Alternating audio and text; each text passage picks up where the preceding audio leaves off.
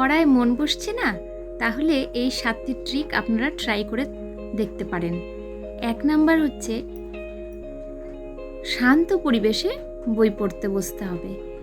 এমন জায়গায় পড়তে হবে যেখানে আলো বাতাস যথেষ্ট রয়েছে এবং কোনো কোলাহল নেই। আর পড়ার সময়ে বিছানায় না বসে টেবিলে পড়ুন।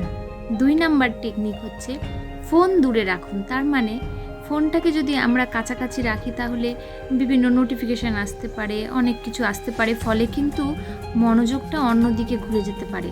তাই নোটিফিকেশান বন্ধ রাখুন এবং ফোনটাকেই দূরে রাখুন। আর 3 নাম্বার টেকনিক হচ্ছে পোমোদ্রো টেকনিক। তার মানে 25 মিনিট পড়ুন, 5 মিনিট ব্রেক নিন। 4 নাম্বার টেকনিক হচ্ছে অ্যাক্টিভ রিকল। তার মানে শুধু পড়ে গেলেই হবে না, নিজেকে প্রশ্ন করুন যাতে করে পড়াগুলো আমাদের মাথায় মানে উত্তর খুঁজে পেতে চেষ্টা করে আমাদের ব্রেন, এবং পড়া যাতে অনেক দিন পর্যন্ত মনে থাকে। তাই কী করতে হবে? নিজেকে প্রশ্ন করতে হবে। এর পরের নাম্বারটা হচ্ছে 5 নাম্বারটা হচ্ছে যে স্মল গোলস তৈরি করুন। তার মানে একটা বড় চ্যাপ্টারকে যদি ছোট ছোট অংশে ভাগ করে নেন তাহলে কিন্তু পড়াগুলো সহজ হবে পড়া, এবং পড়ার শেষে নিজেকে একটা করে রিওয়ার্ড দিন।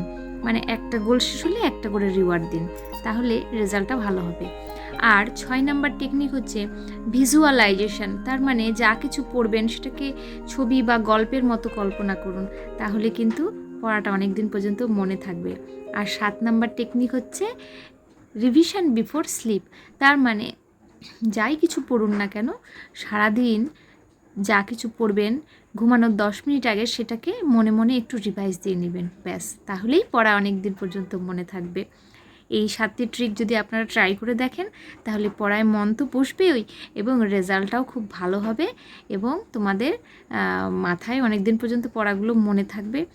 আর আমার ভিডিওটাকে যদি ভালো লাগে আপনাদের, তাহলে প্লিজ অবশ্যই লাইক করুন, শেয়ার করুন এবং সাবস্ক্রাইব করুন। ধন্যবাদ।